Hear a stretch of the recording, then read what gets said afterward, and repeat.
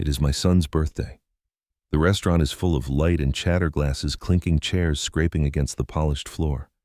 Balloons dangle lazily over the long table. Everyone is dressed sharp, my son in a tailored jacket, my daughter-in-law in a new red dress. I glance down at myself and notice the cracked leather of my old shoes, dulled from years of wear.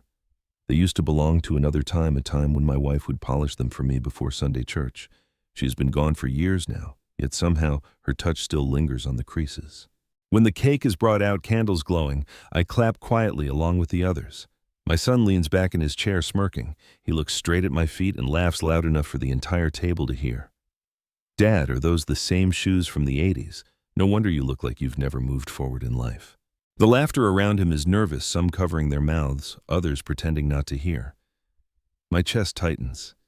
It has been 3 years since he last invited me to one of his birthdays. 3 years of silence, of cold shoulders, of unreturned calls. And now this welcome. I grip the arm of my chair. I want to answer, but the words get stuck. Instead, I feel the rough outline of something in my jacket pocket. An envelope. It has been sitting there all evening, heavy against my chest. I hadn't dared open it, not yet. I knew the handwriting on the front instantly, my late wife's delicate script, the loops of her letters I could recognize even in the dark. Seeing her hand again was like a ghost reaching out. I slide my fingers over it now, and for a moment the restaurant fades. All I hear is her voice. "One day you'll need this, and you'll know exactly when." The mockery still rings in my ears. My son's words sting deeper than I thought possible. And with them, a shadow of danger, the danger of being erased, of becoming a man with nothing, not even respect in his own family. I can almost hear my heart pounding inside those worn shoes. I swallow hard, my throat dry. I don't know what's in the envelope, not exactly, but I know it will change something, maybe everything. I press it closer to my chest. And that was only the beginning. Don't forget to subscribe to the channel and tell me in the comments where you're watching from. The laughter from my son's remark doesn't linger long.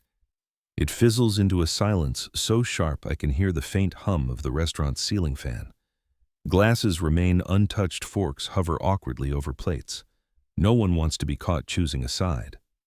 That's how humiliation works. It doesn't just sting the one it's aimed at. It makes everyone else shrink away as if they might catch it too. I sit there staring at my shoes beneath the table. The leather is cracked like dry earth after a long drought. Once when I was younger, those shoes carried me through every hard season, interviews, my first job nights when I walked home just to save bus fare. They are worn, yes, but they have history. My son doesn't see that. To him, they are just a relic of my failure. I take a sip of water to steady my hands, but the glass trembles anyway, and the sound of the ice shifting inside it seems louder than it should be. My daughter-in-law clears her throat. She avoids my gaze, her painted nails drumming against the stem of her wine glass. There's unease in her silence, as though she knows my son has gone too far, yet she won't speak against him. It strikes me then, the coldness in the room isn't new. It's the echo of years spent widening the gap between us. I raised my son through 20 birthdays, 20 cakes, 20 pairs of shoes he outgrew before I could afford the next. And yet tonight, he treats me as though I am nothing but a burden dragging behind him. I glance at the envelope in my pocket again, its corners pressing into my ribs like a reminder. My late wife's handwriting feels alive against my fingertips. She never forgot small details. She always anticipated storms before they broke. Could she have known this humiliation would come? Could she have known that I would need something to anchor me when my own son turned the air this cold? The waiter arrives to pour wine, and the hush deepens. It is almost unbearable, like sitting in a church moments before a funeral hymn begins. I lower my gaze and notice a small detail, a thread at the tip of my shoelace frayed and splitting. An ordinary thread, but tonight it feels like a symbol, as if I too am unraveling in front of my family. But silence has its own way of speaking. My son shifts in his seat, perhaps uncomfortable with the sudden weight his words have left hanging. He taps his glass with a fork, forcing laughter again. "Come on, Dad, don't take it so seriously. It's just a joke." Yet the joke cuts deeper than he knows. And deep inside, I realize this is only the first fracture. The coldness in this room will spread unless I find the strength to thaw it. When the dinner finally ends, I leave without finishing my plate. The night air outside is cool, and for the first time all evening, I can breathe again.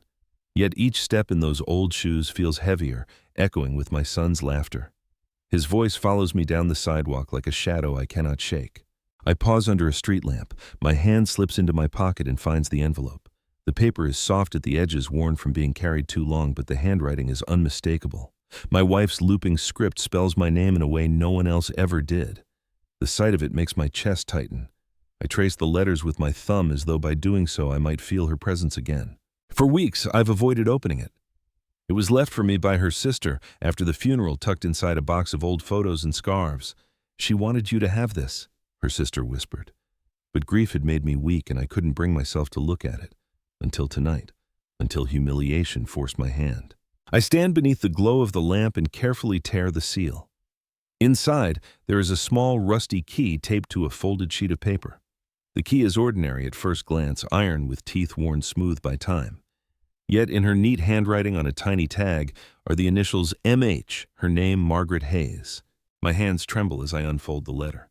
If you are reading this, it means I'm gone. I never told you everything because I didn't want the weight to break you, but I've hidden something away. Something meant for you and no one else. The key will take you there. When the time is right, you'll know. I read the lines over and over, trying to steady my breath. My wife was a woman who never wasted words. If she wrote this, it means she carried a secret all these years. What had she hidden from me? Why? The key feels warm in my palm now, though I know it is only the heat of my own skin. Still, I sense its weight as though it carries more than metal and rust, as though it holds the future I never saw coming. A stray dog barks in the distance, and the sound jolts me back to the present. I tuck the letter back into the envelope and clutch it against my chest. Tonight, my son mocked my shoes, but tomorrow I will follow this key. I start walking again, slower this time, each step echoing not just with shame, but with the faint spark of something else possibility. I thought the night had ended, but I was wrong. That night I can't sleep. The key rests on the nightstand beside me, its jagged teeth glinting faintly in the glow of the lamp. Every time I close my eyes, I see Margaret's handwriting. I hear her voice, and slowly memory pulls me backward to a time before the silence, before the bitterness. It was late summer years ago when our son had just turned 16. He wanted a pair of brand-name sneakers that cost more than my week's wages. I remember standing with Margaret in the cramped kitchen, the scent of her simmering stew filling the air. She looked at my shoes, the same ones I still wear, and smiled softly. "You've walked a long road in those," she said, brushing off the dust with her apron. I laughed then, telling her I'd keep wearing them until the leather turned to paper. She grew quiet, her eyes fixed on me with that steady way she had, as if she could already see years into the future. "One day these shoes will carry you farther than he knows," she whispered.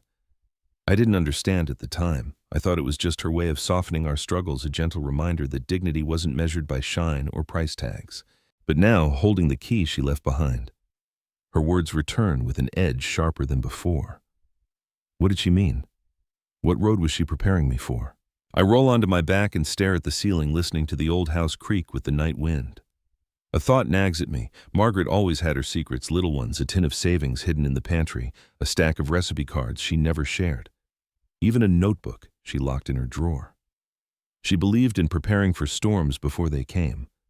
Could this key unlock one of her final preparations? The next morning I wake with a decision pressing on me. I cannot ignore the envelope any longer. My son's laughter, his smug dismissal, is fuel. If Margaret left me something, I will find it. Still, a part of me hesitates. Secrets can heal, but they can also wound. I wonder if this discovery will bring me closer to my son or drive us further apart. I sit up, lace my old shoes tight, and feel the cracked leather bite against my ankles. Margaret's words echo again, farther than he knows. But I soon realize that wasn't the worst of it. The next evening, I force myself back into the family's orbit. My son has invited relatives over for a small follow-up dinner at his house, a way to stretch out his birthday celebration. I almost didn't go, but Margaret's letter weighs on me not as a burden, but as a push. If I'm to follow her trail, I must face the eyes that judged me. The moment I step through the door, the chatter falters. Cousins pause mid-conversation. My brother-in-law sets down his glass a little too quickly, and I catch the quick flicker of eyes down toward my shoes. It's subtle, but I feel it. That same ripple of discomfort, as though my son's mockery has become a private joke passed around like an unspoken toast. My son greets me with exaggerated cheer. "Dad, you made it." His voice is too loud, too polished, the way a man speaks when he's covering something sharp underneath. My daughter-in-law hovers at his side, lips pressed together, eyes avoiding mine. She glances once quickly at the bulge in my jacket pocket where the envelope still rests and then looks away. I take a seat near the end of the table. Plates clink, cutlery scrapes. Laughter begins to trickle back, but it is the forced kind, brittle and sharp around the edges. The glances keep coming sideways, fleeting but always toward me. It's not just the shoes anymore. It's suspicion, as if they sense I carry something unspoken. I grip the envelope tighter. The paper whispers against my palm, and I think of Margaret again, how she could walk into a room and sense everything without a word being said. She often told me people's eyes reveal more than their mouths. Watch them, not their smiles. Tonight I understand. My son's smirk lingers a little too long when he pours himself wine. My daughter-in-law keeps fiddling with her phone under the table. A cousin leans in to whisper, only to stop when I catch his eye. I chew slowly on the food set before me, though I barely taste it. The air is thick, heavy with judgment and secrets. My shoes press against the floor, grounding me in the unease. These shoes have carried me through humiliation before, job losses, debts, the long walk home when buses stopped running. They can carry me through this, too. But as I look around that table, one thought rises clear as a bell. Something in this family has shifted. My wife's secret, whatever it is, may not just test me, it may expose them all. Silence has its own way of speaking. By the time dessert is served, I've had enough. The laughter feels like static buzzing without warmth, each smile sharp as glass. My son barely looks at me except when the wine loosens his tongue and he throws another barbed comment about old men clinging to scraps of the past. Everyone chuckles lightly as if politeness demands it. But I hear it clear. Every syllable lands like a nail hammered into my chest.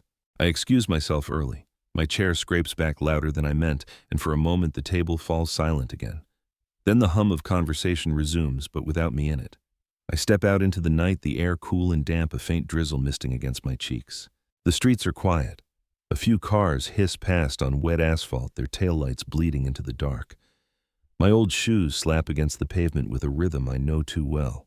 Each step feels heavier than the last, as though the ridicule from the evening has lodged itself inside the soles. I cut down the side street where Margaret and I used to walk after church. The houses here are dim curtains, drawn the kind of neighborhood where even whispers carry.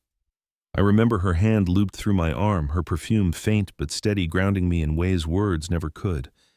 Now the space beside me feels unbearably wide. Halfway home, I stop under a flickering street lamp. My hand finds the envelope again. The paper is soft, dampening slightly from the mist, but the key inside presses firm against my palm. Margaret's letter echoes in my head. When the time is right, you'll know. Was tonight that time? My son's laughter, the smirks, the whispers. All of it burned away, the last of my patience. I may be walking home alone, but with this envelope I am not entirely empty. Somewhere Margaret has left me a thread to follow. I resume my walk slower this time. The streets are quiet. The only sound, the faint squeak of my worn soles on wet ground. I think of the word alone. It used to mean weakness to me, a reminder of what I'd lost. But tonight, as the drizzle sharpens into rain, I realize it might also mean freedom. No one is watching me now. No one can mock me here. By the time I reach my gate, the drizzle has soaked through my shoes. My feet are cold, but inside my chest, something stirs, not warmth, not yet, but resolve. I thought I was safe leaving that table behind. But I was wrong. The rain has not let up by the time I reach my porch.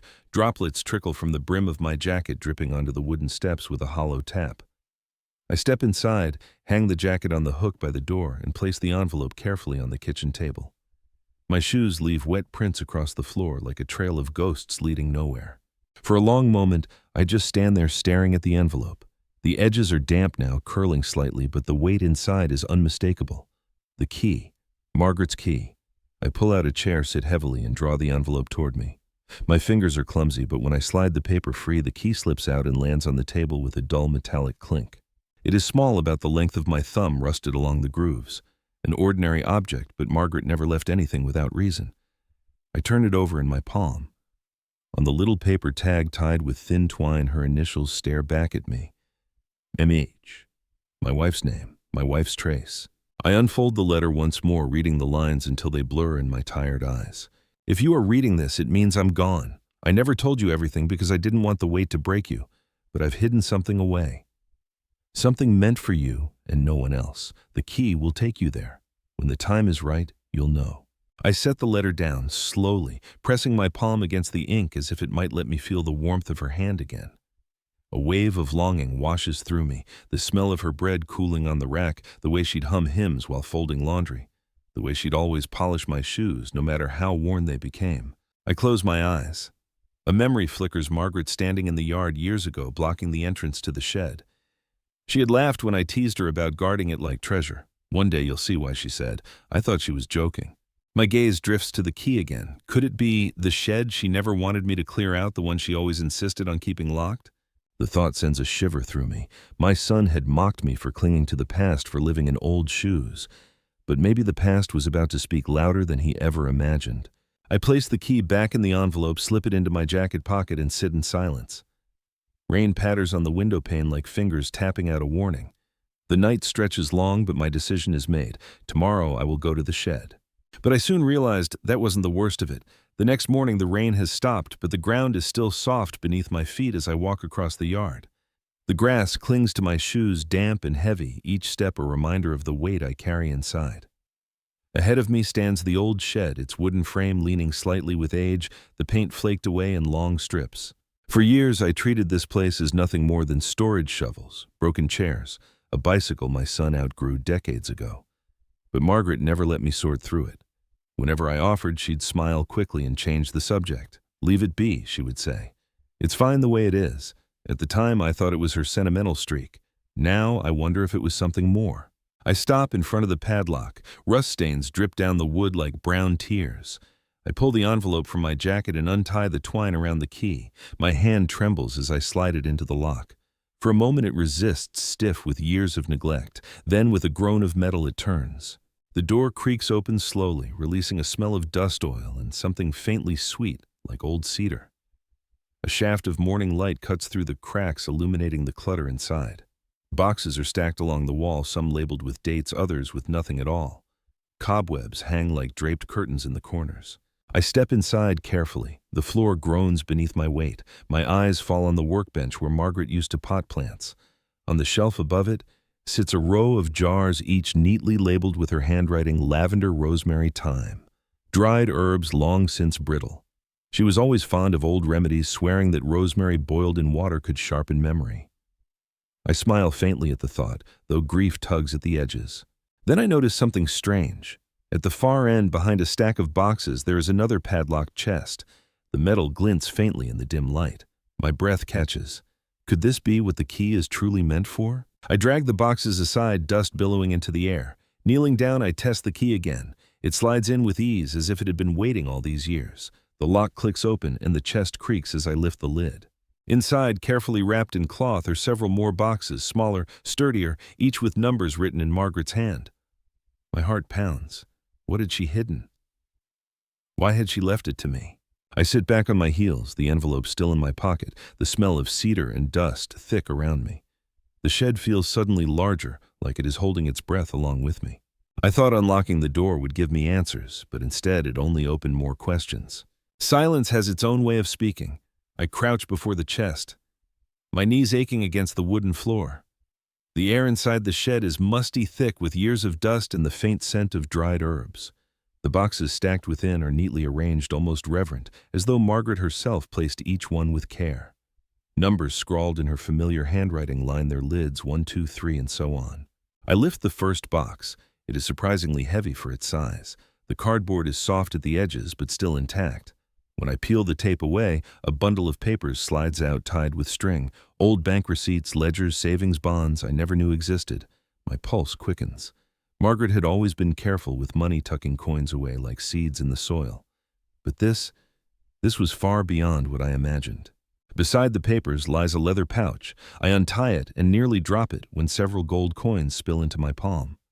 They catch the thin light, seeping through the shed's cracks, glowing faintly as if alive. My breath comes shallow. I had no idea she possessed anything like this. I set the coins back carefully, my fingers trembling.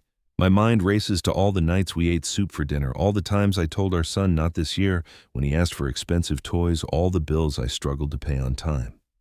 And all the while Margaret had been quietly building something she never spoke of. I moved to the second box. This one contains envelopes, dozens of them, each marked with a date. Some are so old the ink has begun to fade. I open one at random. Inside is a crisp banknote folded neatly with a note in her handwriting. For the future, for him, for him. Did she mean me or our son? My stomach knots. I want to believe it was for me that this was her final act of love. But doubt seeps in like water through cracks. Margaret was a mother before anything else. What if she meant for our son to have this? I sit back against the wall dust coating my clothes and press my palms to my face. The questions feel heavier than the boxes. And then my gaze drifts to the far corner of the chest where something different rests. Not a box this time, but a small iron safe. Its edges are sharp, its body blackened with age. My heart lurches. This is it. This must be what the key was meant for. I kneel again, every muscle taut with anticipation. I slide the key into the safe's lock. It resists, then slowly gives way with a low, grinding click. My hands tremble as I grip the handle. But just as I begin to lift the lid, a sound freezes me. Footsteps outside the shed. I thought I was alone, but I was wrong. The footsteps outside are deliberate, pressing into the damp earth with weight. My breath catches. For a moment I pray it's just a neighbor, someone walking their dog past the fence. But then the shed door creaks, a shadow falls across the floor, and my son's voice cuts through the stale air. "Dad, what are you doing out here?" He steps inside without waiting for an answer. His cologne arrives first, sharp, expensive, a scent that doesn't belong in this dusty room. His eyes roam quickly over the mess I've made, the opened boxes, the scattered receipts, the glint of coins half hidden by cloth. His jaw tightens. I stand quickly, instinctively, shielding the chest with my body. "You shouldn't be here," I manage. My voice sounds weaker than I want. He smirks, that same cruel edge he carried at dinner. "Shouldn't be here in my shed on my property." He steps closer, his shoes crunching over dust. "Or are you hiding something, old man?" I feel heat rise in my chest. "This isn't your shed. It was built before you were born." He doesn't flinch. Instead, his eyes flick to the key still dangling from the safe's lock. His expression shifts, a glimmer of something darker flashing across his face. "What's in there?" he demands. The words hang heavy in the stale air. Outside, a bird cries once and then falls silent, as though even nature waits for my answer.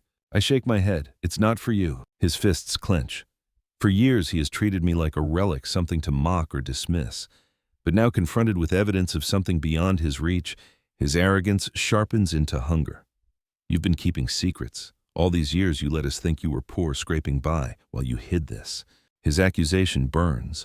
I think of Margaret, of the way she tied each envelope, her care in labeling every box. She hadn't hidden this to shame him. She had hidden it to protect us all. "I said it's not for you," I repeat, firmer this time. For a moment his mask slips. I see something raw in his eyes. Greed, fear, perhaps even regret. He leans closer, his voice low. "You're too old to manage whatever this is. You'll ruin it. Hand it over, or don't blame me if I take it." Silence stretches, broken only by the faint rattle of the safe's hinge under my grip. My heart pounds, but I stand my ground. "You'll do no such thing." We lock eyes. Father and son, the air thick with tension. At last he huffs, steps back, and storms toward the door. "Fine," he spits. "But you can't keep this from me forever. I'll find out." The shed door slams behind him, rattling the walls. Dust drifts down from the rafters, settling on my shoulders like a shroud. My hands tremble as I turn back to the safe. The sound of his footsteps fades, but the threat lingers. I thought I had time to uncover Margaret's secret quietly, but now my son knows, and that changes everything. The shed feels colder after my son's departure, though the morning sun has already begun to heat the earth outside. Dust drifts in the air, visible in shafts of light that cut through the cracks in the wood. I rest my hands on the safe, but they're trembling. Not from age, from the weight of what just happened. My son knows. For years he treated me like nothing, mocked my shoes, my silence, my place at the edge of family gatherings. But the moment he saw the glint of coins, the papers, the lock turning under my keys, something inside him shifted. Greed burned behind his eyes. And greed, I know, can consume faster than fire. I close the lid of the chest, slide the boxes back into place, and cover the safe with an old sheet. For now, secrecy must shield me. Margaret's words echo in my mind. "When the time is right, you'll know." But what if the time is being forced upon me too soon? I step out of the shed, locking it firmly behind me. My son's car is gone, but the gravel shows the fresh imprint of his tires, as though even the ground itself records his anger. Back inside the house, I sit heavily at the kitchen table, staring at the letter once more. My wife's handwriting is calm, steady, certain. Mine, in contrast, is shaking as I take up a pen and begin scribbling notes. Dates from the receipts, amounts from the bank slips, even the serial numbers on the gold coins. I want to record something he cannot twist or take. But the phone rings, jarring me from my thoughts. I answer, and his voice is sharp, almost mocking. "Dad, we need to talk. Tonight." I hesitate. About what? "You know what? Don't play games with me." Then the line goes dead. I stare at the receiver, my pulse loud in my ears. He's not going to let this go. Not now, not ever. I feel it like a storm gathering on the horizon. I walk to the window. The garden Margaret tended lies quiet, her roses long since overgrown. She always said roses were stubborn. They bloomed even after being cut down. I wonder if that was why she loved them so much. Was she trying to teach me that survival isn't about strength, but persistence?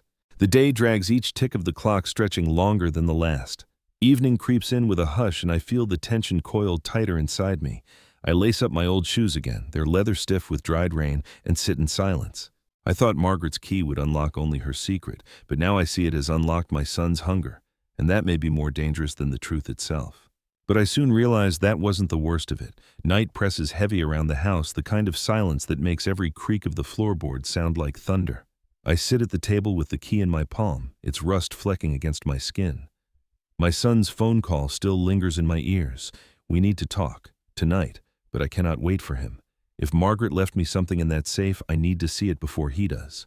I light a small lamp, slip the envelope back into my jacket, and step outside. The grass is damp, brushing against my ankles as I cross the yard. The shed looms in the darkness, its roofline jagged against the pale moon. I unlock the door and step inside, the air cool and sharp with the scent of old wood. I kneel before the chest once more. My hands are steadier this time, as though resolve has hardened in me overnight. Pulling the sheet away, I grip the handle of the iron safe. The key slides in, and with a deep grinding click, the lock gives way. The lid opens slowly, protesting with a rusty groan. Inside, neatly stacked, are documents bound with ribbon, a worn leather journal, and an old bank book with Margaret's name embossed in faded gold letters. Atop it all rests a folded letter addressed simply, "For you." My throat tightens. I unfold the bank book first. Rows of deposits stretch back decades. Small amounts at first, then larger ones, steady, patient, growing into something far more substantial than I ever dreamed. Margaret had built a fortune in silence while I thought we were scraping by. I open the journal next. Pages of her handwriting spill across the paper, notes about investments, properties she purchased quietly in her own name, even a line about the gold coins from your father's collection. Keep them safe. My head spins. Finally, I open the letter. My love, if you hold this, then I am gone. I know you will feel betrayed that I kept this from you, but I had to protect it from the world, and perhaps from him. You know who I mean. I feared his greed, his hunger for appearances. I trusted that one day you would find the strength to carry this burden, to decide what is right. This is not just money. It is freedom. Use it wisely. I lower the letter, my chest heavy with grief and awe. Margaret had never abandoned me, even in death. She had trusted me with this secret, believing I would know what to do when the time came. But the time may already be here. My son knows something exists, and he will not rest until he gets his hands on it. The safe stands open before me, its contents glowing faintly in the lamplight. I feel both powerful and fragile, like a man holding fire in his bare hands. I thought unlocking the safe would give me peace, but instead it lit a fuse I cannot yet see the end of. Silence has its own way of speaking. I sit on the shed floor, the letter trembling in my hands, Margaret's handwriting flickering in the lamplight. Every curve of her script feels alive, as though she is speaking to me across the years.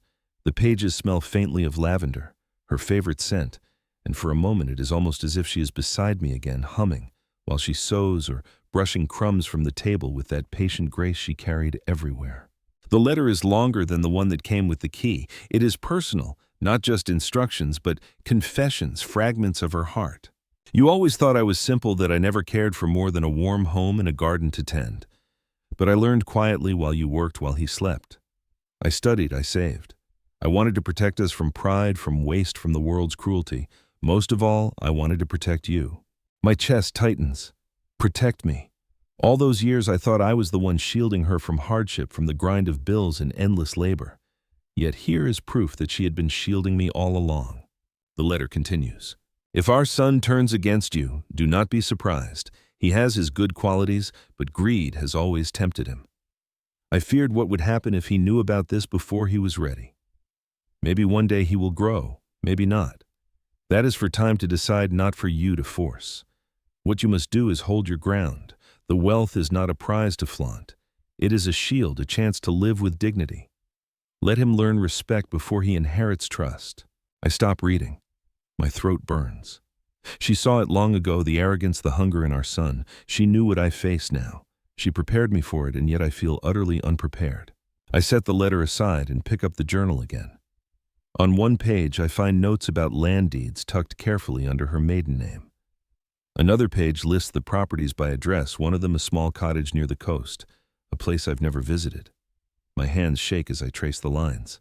Margaret didn't just leave me money. She left me a map of her quiet empire. I close the journal and sit in silence, the letter pressed to my chest. The air in the shed is still heavy with secrets, but also alive with her presence. For the first time since she passed, I feel she is guiding me, speaking through paper and ink. Outside, the night deepens. An owl calls from the trees, its cry low and mournful. I slip the journal and letter back into the safe locket once more and tuck the key into my pocket.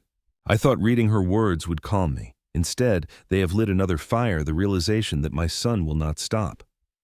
Margaret warned me, and I fear the moment of confrontation is closer than I dare admit. I thought I had time, but I was wrong. 2 nights later, my son insists on hosting another family dinner.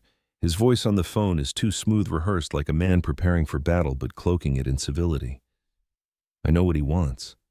He has smelled the truth, even if he has not yet seen its full shape. Margaret warned me this day might come, and now it has. The dining room is crowded when I arrive. Relatives chatter lightly, though their eyes slide toward me with thinly veiled curiosity. My daughter-in-law greets me with a polite kiss on the cheek, but her hand lingers strangely near my jacket pocket, as though she expects to feel the outline of the envelope. My son pulls out a chair for me, a gesture of courtesy, though his smirk betrays the tension beneath. Dinner begins. Plates pass, wine flows, but the air carries a current sharp enough to cut. I chew in silence, each bite tasteless. I feel Margaret's letter folded inside my jacket, her words pressing into me like armor. Hold your ground. Halfway through the meal, my son clears his throat and taps his fork against a glass. The room hushes. He rises slowly, scanning the table with the air of a man who believes he owns the stage. Family. He begins smiling too wide. We all know times are changing. Some of us carry the past like old shoes, refusing to let go. Others, his eyes flick to me, sharp as knives, understand that progress demands boldness. A ripple of nervous laughter travels around the table. My son's tone is not subtle. His smirk grows. Some people cling to secrets thinking they can keep them hidden forever, but nothing stays hidden, not from family. The words drop like stones into a pond. The ripples spread, silence deepens. I feel every eye on me. My fork pauses halfway to my mouth. I let the moment stretch, then quietly set my fork down. My hands do not shake. I reach into my jacket pocket and draw out the envelope, the same one that began this path. I place it gently on the table in front of me. The air stiffens. This, I say, my voice low but steady, was left for me. By your mother. Not for you, not for anyone else. For me. Gasps ripple softly, though my son only narrows his eyes, the smirk faltering for the first time. He leans forward, voice tight.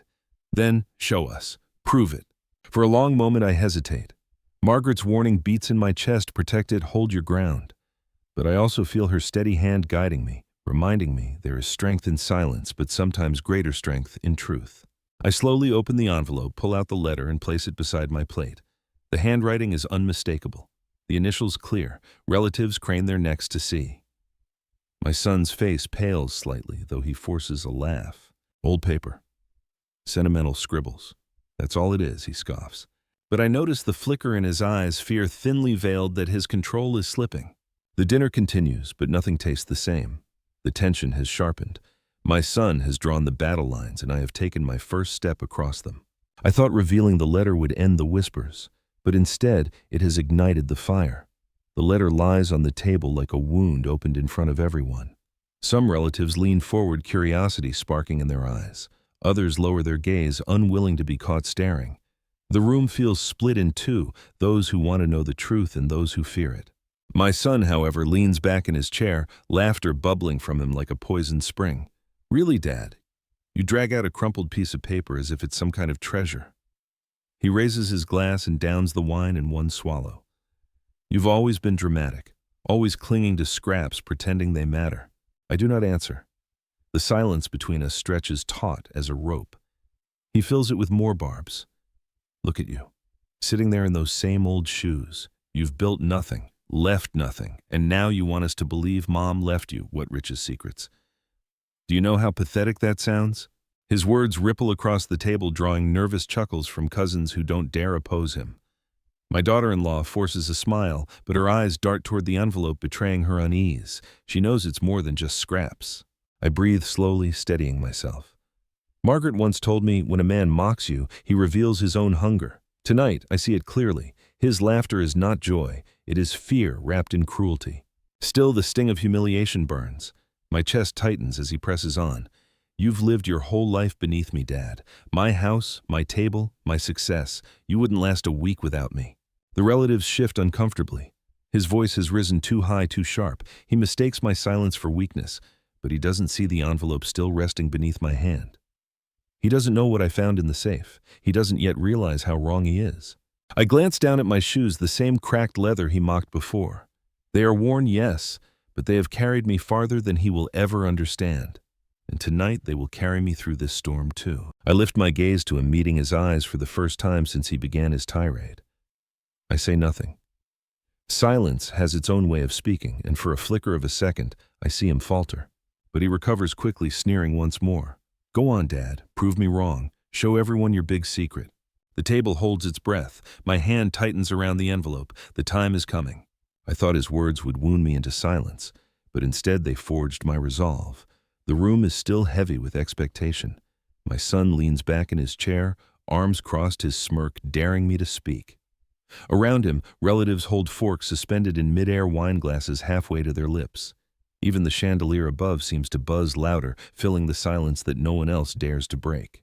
I keep my eyes on him as I slide the envelope closer. Slowly, deliberately, I reach inside and draw out not just Margaret's letter this time, but the folded deed I removed from the safe. The paper is old, its edges yellowed, its seal unbroken until now. I place it gently on the table. A murmur runs through the guests. My son's smirk falters just slightly. He leans forward, scanning the faded ink. What is this supposed to be? His voice is mocking, but the crack in it betrays his nerves. I answer calmly. Proof that your mother and I built something you never imagined. Proof that dignity does not vanish with age or with worn shoes. I unfold the deed, my fingers steady now. The words glimmer in the dim light, the description of property, the signatures, the legal seal. Margaret's maiden name is there alongside mine. She had secured it long ago, carefully, silently. A home, a piece of land, ours alone. The color drains from his face. This can't be real. Oh, it's real, I say, my voice carrying more strength than I thought I still possessed. And it has nothing to do with your arrogance or your mockery. Your mother trusted me with it, not you. Whispers spread like wildfire around the table. My daughter-in-law stiffens her hand, gripping her wine glass so tightly it trembles. A cousin leans forward to read more closely, his lips parting in disbelief. My son slams his palm against the table, the sound sharp as thunder. This is fraud. You're lying. I do not flinch. I simply pick up Margaret's letter and place it beside the deed, her handwriting clear for all to see. If you call this a lie, then you call your mother a liar too. The room falls silent again. His face twists, rage battling with fear. He cannot speak without condemning himself. I lean back, my shoes planted firmly against the floor. For years I allowed his words to weigh me down. Tonight I let Margaret's voice rise in their place. I thought revealing the deed would end his cruelty, but instead it has only begun to strip away his power, and he knows it. But I soon realized that wasn't the worst of it. The deed and Margaret's letter lie side by side on the table, their weight greater than any stone. I watch as eyes move from the documents to me, then back again. A cousin's fork clatters to his plate. My brother-in-law leans forward, squinting, lips moving as he reads the signatures aloud under his breath. The realization spreads slowly like ink bleeding into water. Faces pale one by one. My daughter-in-law's hand loosens on her glass until it wobbles dangerously on the table. She catches it just in time, her knuckles white. Across from me, an aunt who had always sided with my son lowers her gaze, suddenly unable to meet mine. Only my son remains defiant. His smirk has vanished, but his voice scrapes with forced bravado. It's a trick. Old papers. Nothing more. You think this means anything? Yet the way his eyes dart across the words betrays him. He knows the truth, and it terrifies him. I sit quietly, letting the silence stretch. Margaret once told me, when truth finally arrives, it doesn't shout. It settles. Tonight I see it settling like dust across this table, forcing everyone to face what they ignored. One cousin clears his throat nervously. This looks official. My son slams his fist on the table, rattling silverware. Shut up. He's trying to humiliate me. He's making fools of all of you. But no one answers him. The room has shifted. His voice, once commanding, now sounds shrill against the backdrop of evidence. The power he wielded through mockery and arrogance is slipping, replaced by something older, deeper respect for truth. I keep my gaze steady on him. Your mother knew you better than you know yourself. She foresaw this day. That's why she left it all in my hands. Because she understood greed. She feared what it would do to you. For the first time, his face drains completely of color. He looks like a boy, again cornered, caught unprepared. He opens his mouth, but nothing comes out. My daughter-in-law touches his arm, but he jerks away, shame twisting his features. Around us, silence reigns. It is not the silence of discomfort anymore. It is the silence of revelation. Every person at that table sees the truth. The man who mocked me has been stripped of his certainty. I press my palms flat against the table, grounding myself in the moment. My shoes feel heavy on the floor, but no longer with shame. Tonight, they anchor me in dignity. I thought exposing the documents would only rattle him. Instead, it has shaken everyone, and their faces prove it. Silence has its own way of speaking. The deed rests in the center of the table like a verdict, Margaret's letter laid neatly beside it. My son's face is drained of color, his mouth opening and closing without words.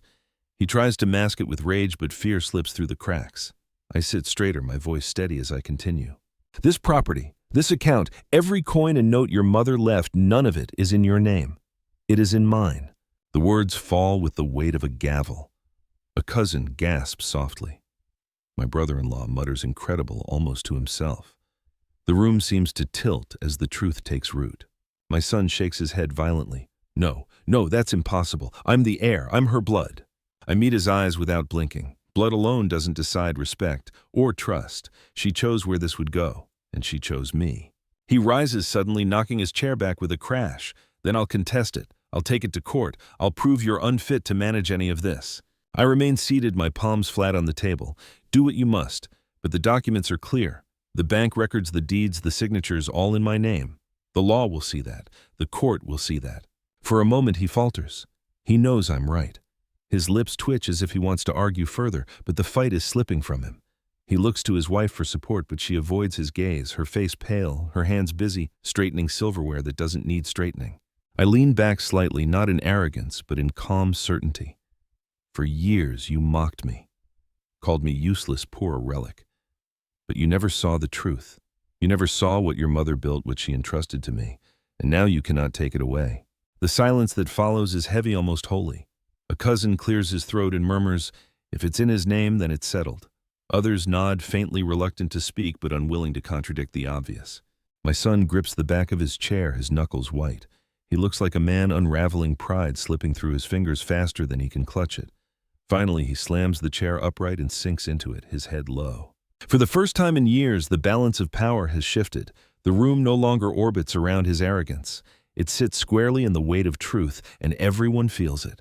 I thought the law would be my weakness, a tool he could use against me. Instead, it has become my shield. But I soon realized that wasn't the worst of it. The dining room is frozen in a silence thicker than any argument. My son sits hunched, his once boastful shoulders collapsed, his glass untouched before him. His wife's face is pale, her lips pressed so tightly they've lost their color. Around the table, relatives avoid his gaze, their loyalty shifting quietly like chairs scraping across the floor. I do not gloat. I do not raise my voice.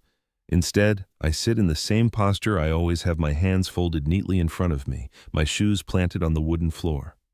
The same shoes he mocked now rest steady, unshaken. That is victory enough. Margaret once told me, silence is not weakness, it is a mirror. If you can hold it long enough, others will see themselves clearly in it. Tonight, I watch the truth of her words unfold. My son fidgets under the weight of silence. He squirms as though the room itself is holding up a mirror he cannot bear to face. A cousin finally clears his throat and says, It seems your father has spoken the truth. His voice is gentle but firm, and the words ripple through the family like a final seal. My son looks up sharply, his eyes darting around the table, but no one rises to defend him. The power he always wielded so easily has evaporated. He tries once more, his voice cracking. You all think this changes anything. He's still nothing without me. But the words fall flat. No one laughs, no one nods. His arrogance has lost its audience. I remain silent. Not because I have nothing to say, but because silence is now my strongest weapon. Every second I refuse to answer, his rage deepens and his position weakens. He slams his hand against the table again, but this time no one flinches. He has become background noise in a room that no longer belongs to him. My daughter-in-law shifts uncomfortably. For the first time, she looks directly at me. Her expression caught between fear and respect. She knows where the power now rests, and it is not beside her husband. I sip from my glass, the taste of wine sharper than before. My silence is not just for him. It is for Margaret, for the years she carried secrets to protect this moment, for the trust she placed in me to stand firm when the storm came. When the meal finally breaks, the family rises in fragments, murmurs filling the air. Some come to pat my shoulder, others avoid me out of guilt for ever doubting. My son remains in his chair, rigid and silent, his pride shattered. I walk out slowly, my old shoes clicking against the tile, each step echoing louder than any argument I could have made. I thought silence would make me invisible. Tonight, it has made me unshakable. But I soon realized that wasn't the worst of it. Word travels faster than fire in dry grass. Within days, whispers about the dinner spread through the family, then out into the community. Old friends call me unexpectedly, their voices curious, respectful, in a way I haven't heard in years. Neighbors linger a little longer at the fence, their eyes glinting with questions they dare not ask aloud. Even the pastor at church pauses when he greets me, his hand firmer on my shoulder as if he suddenly remembers my worth. But for my son, the ripples are different. They strike like stones. At his workplace, colleagues who once nodded with respect now look at him with barely concealed smirks. A business partner corners me at the market, whispering, "Is it true you own property in your name?" Not his. I don't answer directly, but silence is confirmation enough. By the next week, the story has grown. My son, the proud man in fine suits, exposed as greedy living under the shadow of his father's truth. I see it in his face when he visits. His jaw is clenched, his eyes bloodshot, his words clipped. He no longer mocks my shoes. He doesn't dare. Instead, he avoids looking down at all, as though the cracked leather reminds him of the cracks spreading through his carefully polished life. At Sunday dinner, relatives treat me differently too. They pass me the first serving, ask for my thoughts before decisions. My son sits stiff, excluded, every laugh and smile around him, proof that the ground beneath him has shifted. Once he controlled the room with arrogance. Now his silence is a cage he cannot escape. I should feel triumphant, but watching him unravel publicly unsettles me. Margaret's words echo again. Wealth is not for pride, it is a shield. Yet my son wears his humiliation like a wound visible to all, and humiliation breeds desperation. One afternoon, I overhear two men outside the cafe speaking in low tones. "Did you hear about him?" Mocked his own father, only to find the will wasn't his. The other laughs. Serves him right. Pride always falls. The laughter cuts deeper than my son's cruelty ever did. Because it is not just him falling now. It is the family name dragging through the dust. When I return home that evening, I see him waiting by my gate. His shoulders slump, his tie hangs loose, and for the first time in years, he doesn't look larger than life. He looks small, beaten. "Dad," he mutters, not meeting my eyes, "we need to talk." His voice cracks on the word talk as if he's swallowing something bitter. I thought his collapse would end in silence, but instead it has pushed him back to me, desperate, broken, and begging. And that was only the beginning. My son waits by the gate like a shadow, his shoulders hunched, his eyes darting up and down the street as though afraid someone might see him there. The arrogance that once dripped from every step, every word, has drained from him. He looks smaller somehow, younger, like the boy who once clung to my hand on his first day of school, terrified of being left behind. I unlock the gate slowly. "What do you want?" My voice is steady, but inside my chest tightens. He exhales sharply, hands buried in his pockets. I need to talk to you, alone." We step inside. The house is quiet, the air heavy with the scent of old wood and lavender polish. Margaret's touch still lingers in every corner. My son paces the living room like a caged animal, then finally turns to me. His eyes are bloodshot, his cheeks hollowed by restless nights. "Dad," he begins, the word almost foreign on his tongue. I was wrong." The silence between us stretches. He fumbles with his hands, twisting his wedding ring around his finger. People are talking. They laugh behind my back. I've lost clients. My reputation it's ruined. And it's because of this, because of you. His voice cracks, caught between blame and desperation. I narrow my eyes. "No, it's because of you. You mocked me. You humiliated me. And when the truth came out, it was your pride that collapsed, not mine." He swallows hard. "Maybe so. But I can't fix it without you. I need you to help me. To put my name on the deeds, to show them I still matter." The request hangs in the air like smoke. My heart aches, but not from pity. From the sharp sting of recognition, he hasn't come for forgiveness. He has come for power. "Your mother trusted me," I say quietly. "She knew this day might come, and she told me to hold my ground." He flinches, his jaw tightening. For a moment I think he might lash out, but instead his knees buckle and he sinks into the armchair, his face buried in his hands. His shoulders shake once, though I cannot tell if it is from subs or rage. "I don't want to lose everything," he mutters, voice muffled. I just need a chance." I stand there, my shoes planted firmly on the rug. Those same shoes he mocked have carried me through humiliation, discovery, and truth. Now they anchor me as I face his plea. I thought his begging would soften me, but instead it sharpens the choice I must make. Silence has its own way of speaking. After my son leaves, the house sinks back into silence. His plea lingers in the air like smoke after a fire, acrid, heavy, impossible to ignore. I sit at the kitchen table, Margaret's letter spread out before me, her handwriting glowing faintly under the lamplight. "Hold your ground."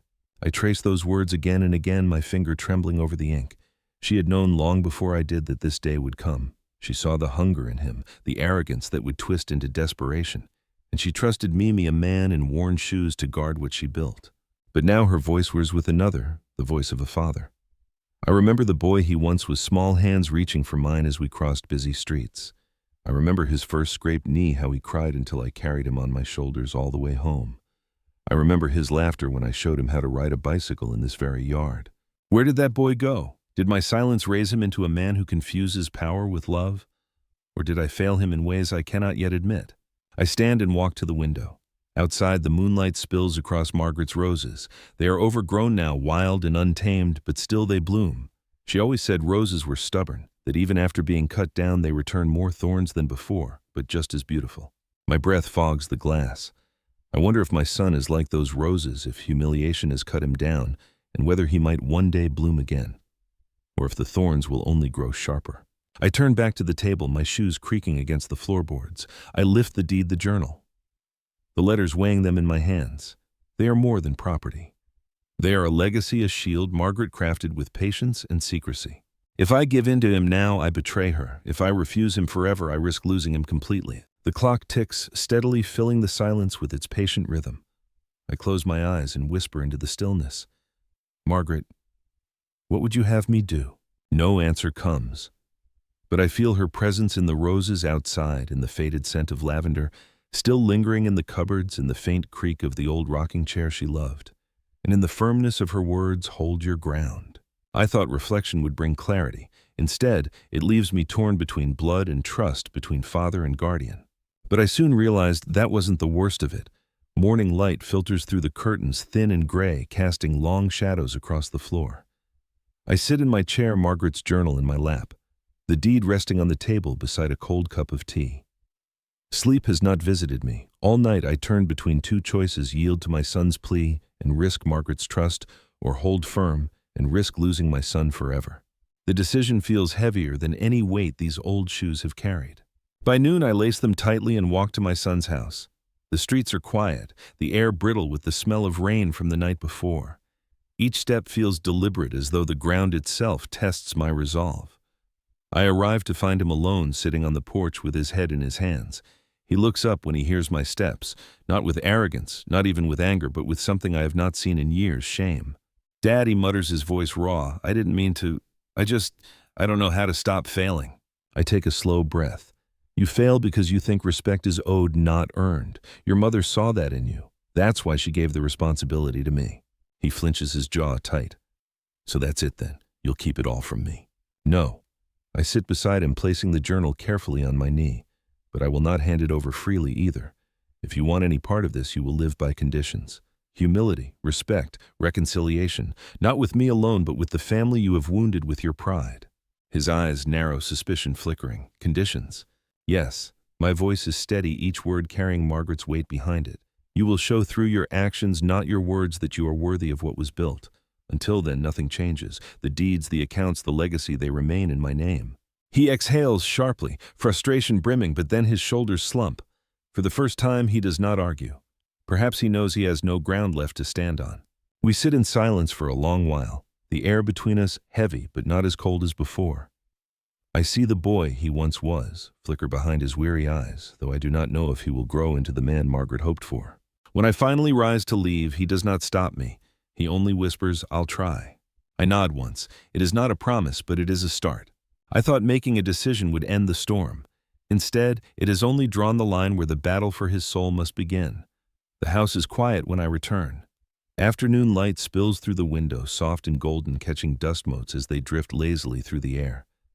I sit at the kitchen table, Margaret's letter once again before me. Its edges are worn now from my hands, but the words remain strong, steady, guiding, "Hold your ground." For the first time in weeks, I feel a measure of peace. Not because the struggle is over, far from it, but because I finally understand what Margaret left me. It was not just money or deeds or ledgers filled with careful notes. It was the chance to stand tall again, to reclaim the dignity my son tried to strip away with his laughter. I glance down at my shoes, cracked and weathered, and smile faintly. They are not a mark of shame. They are a reminder of every mile I have walked, every burden I have carried. My son mocked them, mocked me, but they have carried me farther than he ever imagined, and they will carry me farther still. Outside, the roses bloom in wild defiance, thorns' thick petals vivid against the fading light. Margaret's garden lives on, stubborn and resilient, just like her legacy, just like the quiet strength she left in me. As for my son, his path remains uncertain. He has agreed to my conditions, but words are easy. It is time and humility that will prove if he can rise from the ruin of his pride. I hope he can. A father always hopes, but I will not surrender what Margaret entrusted to me until he shows me more than apologies whispered at the gate. I lift the letter one last time and press it to my chest. "Thank you, Margaret," I whisper into the stillness. "You gave me the strength to endure, even when I thought I was nothing." The clock ticks softly in the corner. Evening approaches, but the weight inside me feels lighter. I'm not alone. Her words, her foresight, her trust, they walk with me still. And as I sit there, shoes resting firmly on the worn floorboards, I realize the truth. Dignity is not something another person can give or take away. It is something you hold quietly, steadfastly, even through betrayal. Thank you for staying with me through this story. If it touched you, please subscribe and continue with the next story in the playlist.